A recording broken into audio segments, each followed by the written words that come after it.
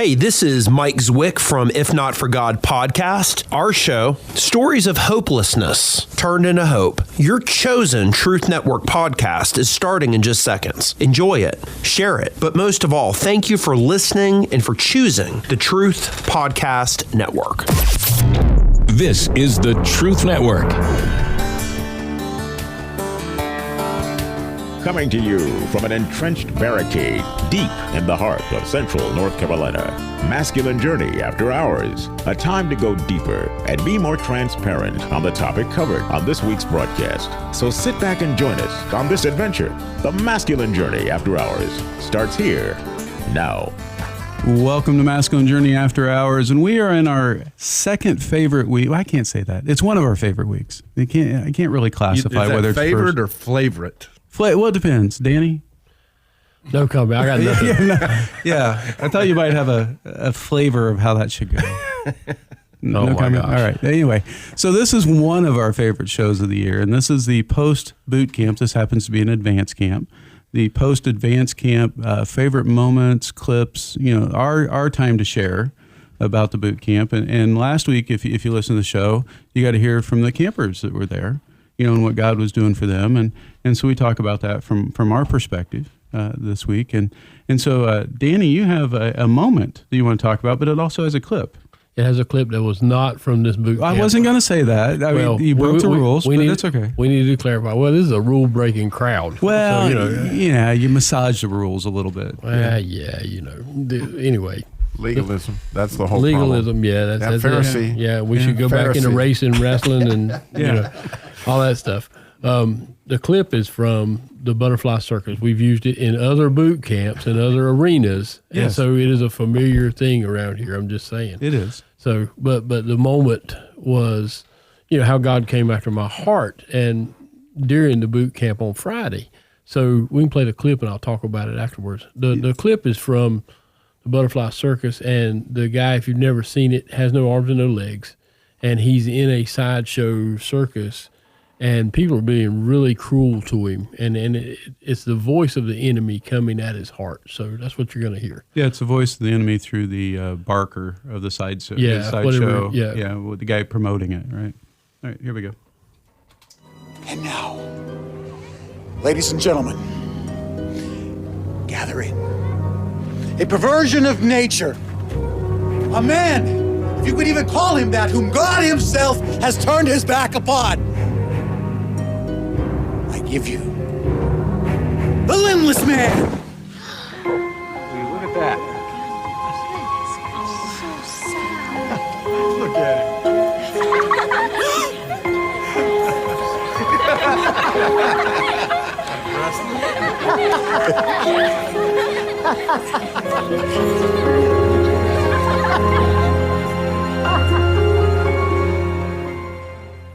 So at boot camp, I've shared on here before that, one of the things between me and my wife, and one of the wounds that she had, was that ministry became the other woman, as she puts it, in our previous ministry, and rightfully so, because that was where I was drawing my identity from.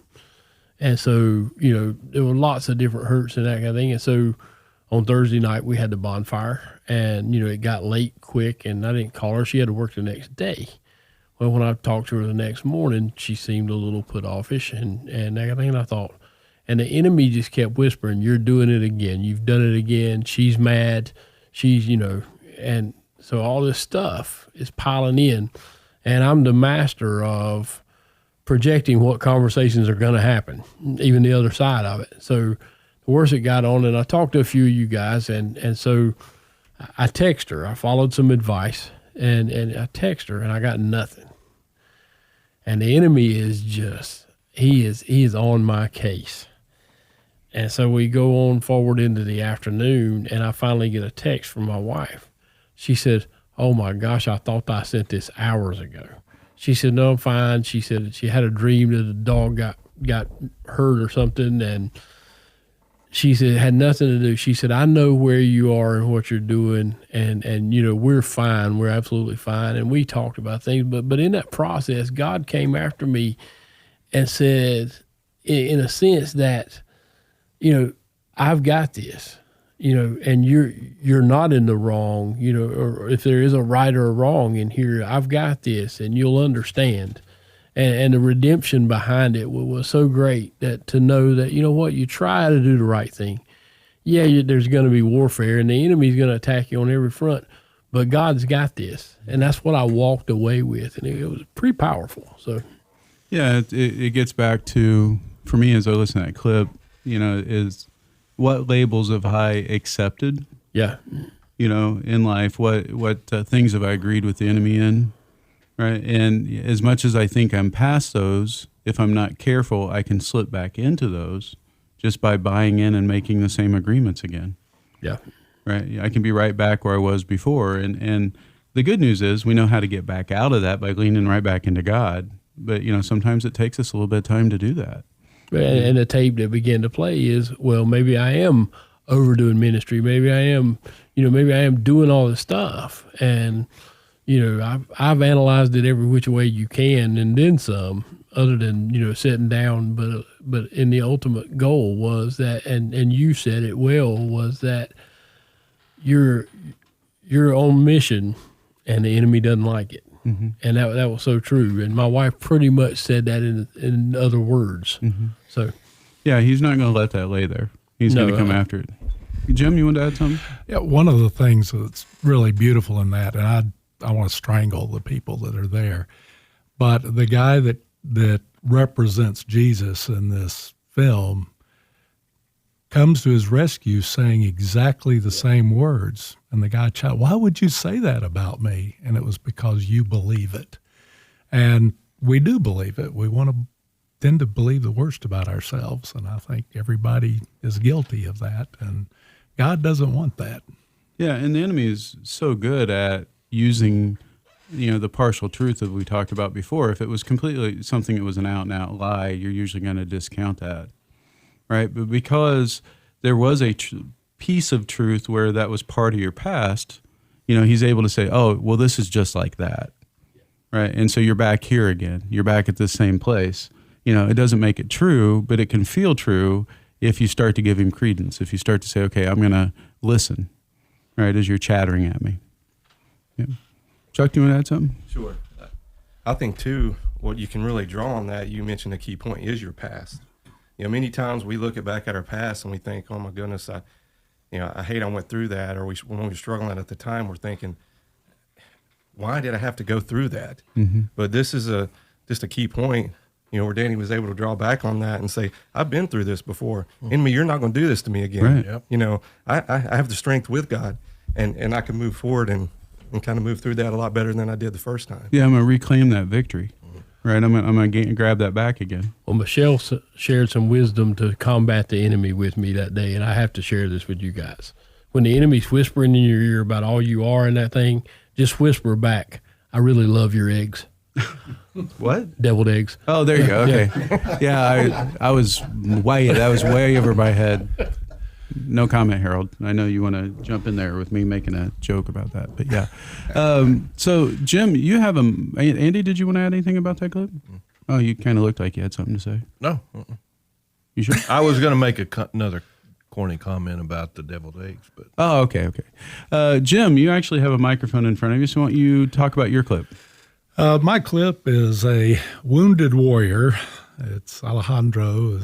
He's in the warrior phase, and his brother's just been killed, and he runs into the aging Zorro de la Vega, and this is their encounter. There's about a 15, 20-second fight you're going to miss, but you'll know where that is if you listen to the clip here. Where did you get that? It's none of your business. Where did you get it? Where's my brother's? He's dead. I'm sorry. You're sorry? Why should you be sorry? You should not trade something like that for a mere glass of whiskey. Why not? You think I could get two?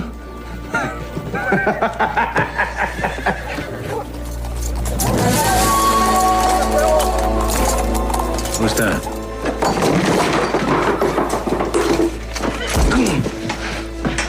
That's the man who killed my brother. You're drunk and you're angry, no condition to fight a professional soldier. Get out of my way, you old man. Would you care to try again? Oh! You're welcome.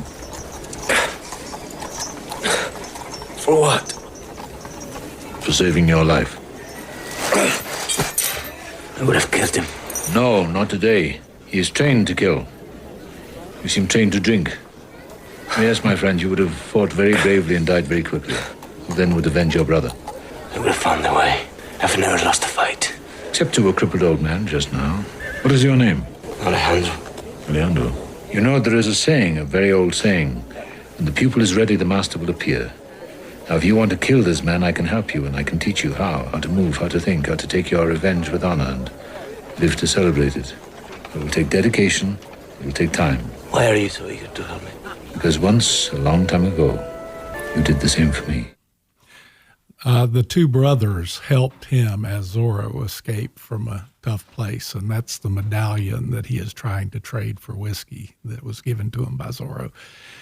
What really impresses me in this, and we use this saying a lot, that you will fight very bravely and die very quickly. When we charge in ahead of God and we're full of that youthful enthusiasm, but not the wisdom of how to go into the battle, we can resemble that remark. And I've done it more than a few times in my life, and it's made me a little more cautious in my old age. Still ready to raft on the new, though. But the other part of that, which may be even more important, is when the pupil is ready, the teacher will appear. And every one of us that has Jesus in our heart has the Holy Spirit, who is the teacher, and can't get much nearer than being inside. And if we'll listen, the timing will be right. But when we do charge ahead, it can get pretty ugly.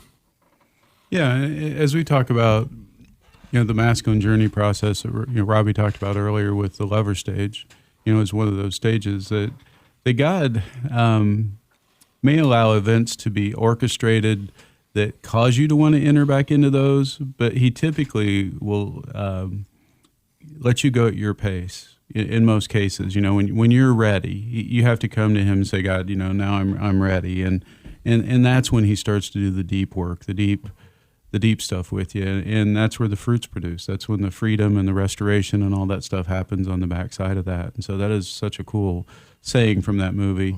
And we do use that other one quite a bit, that you fight bravely and die quickly, because I think we've all lived that way, way too many times. Yeah. Andy, you got anything on this one?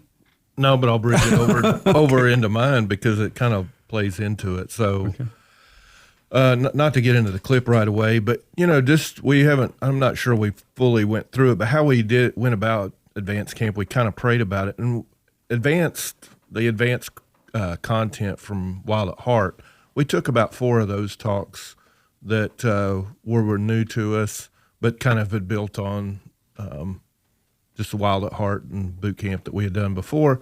But we also took on the stages of the masculine journey. I really wanted to kind of do my clip around that, but I also did the advanced talk on calling, and it really I was one of those who fought bravely but died quickly in my early ministry and walk with God. I really was excited about, I guess I was excited about doing things for God and not with God, and didn't really understand things. I didn't have the character. And that's kind of what the calling talk that we base this on really got into, is first the adversity that's going to come against us, opposition, but just that life's adversity that's going to take us out of that calling. And that calling, Robbie kind of straightened me out on. I think sometimes I get my calling and mission confused. Calling is expressed in mission. Calling is who we are, becoming who we are. And that whole, the adversity, but then also the character that's built through that adversity enables us in our future life to really know who we are and come through it and grow in that. So this clip I have is from the movie The Rookie, and it's about Major League pitcher Jim Morris, who had some adversity. He was a really good pitcher as a young kid, but really didn't throw that hard, and ended up his career kind of got taken on. He failed in the minor leagues, became a high school chemistry teacher and coach. And as he's trying to encourage his team that he was coaching at the time to go on and succeed, they found out that he could throw really hard, and ends up going and getting a tryout in Major League team, gets on with that team. But ultimately, well, I'll talk about how it turns out at the end. But this is the trailer, and you'll hear a lot of stuff. Hopefully I've set it up good enough. The point is, though, is God took somebody later in life and allowed them to find their calling. Yeah, the only thing I would add is in his story, he was injured. Yeah. Right, and so his shot was gone and all, Right. the way the society would say, right? The professional sports would say, you're kind of washed up, you're done, and now you're 38. Yeah. Right? Yeah, So, injured 38-year-olds don't come back to pitch in the major leagues. yeah, so we'll go ahead and listen to it and come back. Jimmy Morris, well on his way to another World Series title. 15 years ago, You got your shot at baseball. You got hurt. Jimmy Morris put his dreams aside. But sometimes, Hey, Coach, you want to throw? I'll throw a couple. Yeah, Dad, bring the heat. when you least expect it, Oh, my God! dreams come back to life. I threw today. How hard? Pretty hard. Anybody want to tell me how we lost that game? We quit out there.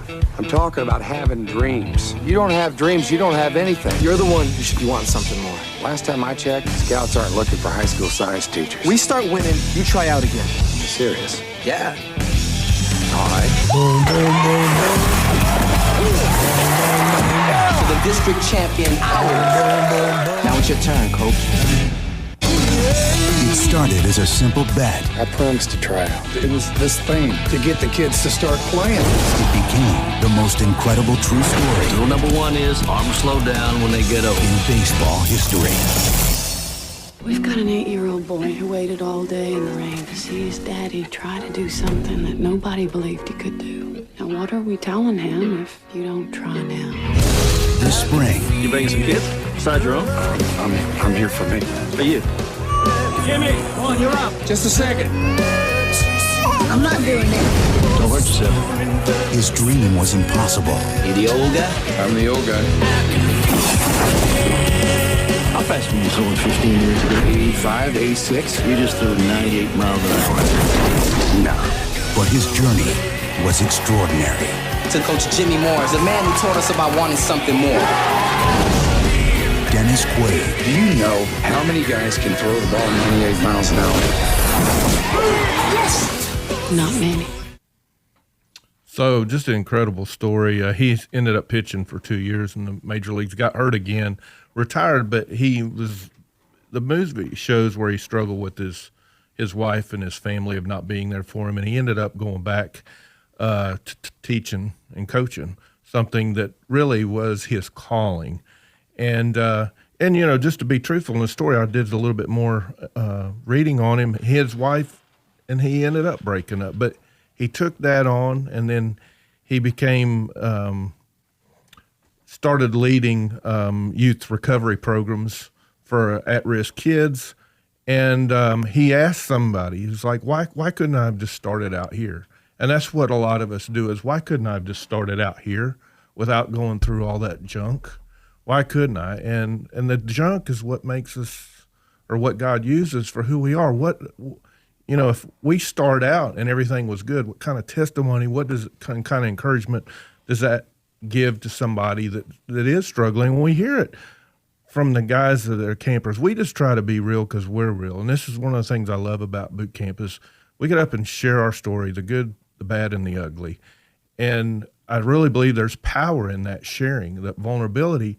And it's not us. I've thought about it, and, there's a scripture that says, confess your faults one to another that you may be healed. But it says, confess your faults one to another and pray for one another that you may be healed. So there's a power of God that goes into that. But that vulnerability and that truthfulness, that's what God's just trying to get us to do, is be true to who we are. And once you share that, there's power in it, and it allows us to walk deeper into our calling. I don't know about you guys, but I'm sure it's the same way that, as you're preparing the talk, you know where you want basically to put a story. But part of that journey with God is saying, okay, God, what story do you want me to share? Yeah, absolutely. Right. I don't know what you want here. And sometimes you kind of have it all lined out. And at the last minute, he's like, nope, we're going to go this direction. At other times he says, no, we're going to go with what we talked about. But, it's walking with him. And Robbie, he's exactly right every time. He makes the right call on what we need to share. And it reaches people because he's orchestrating it. Absolutely. He knows what they need to hear. Yeah, and we did something, we've done at a number of boot camps, which is listening prayer. But every time we've ever done it, it feels like you're stepping off a cliff, looking for the, bridge of faith, that you're going to land on something, because you're just sitting there amongst a bunch of people, and, people are expected to hear what God has to say.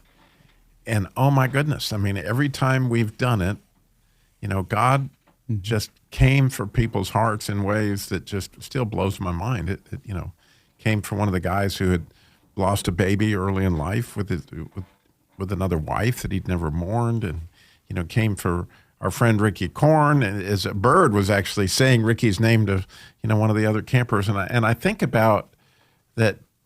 He orchestrated so many things about this camp, who was there,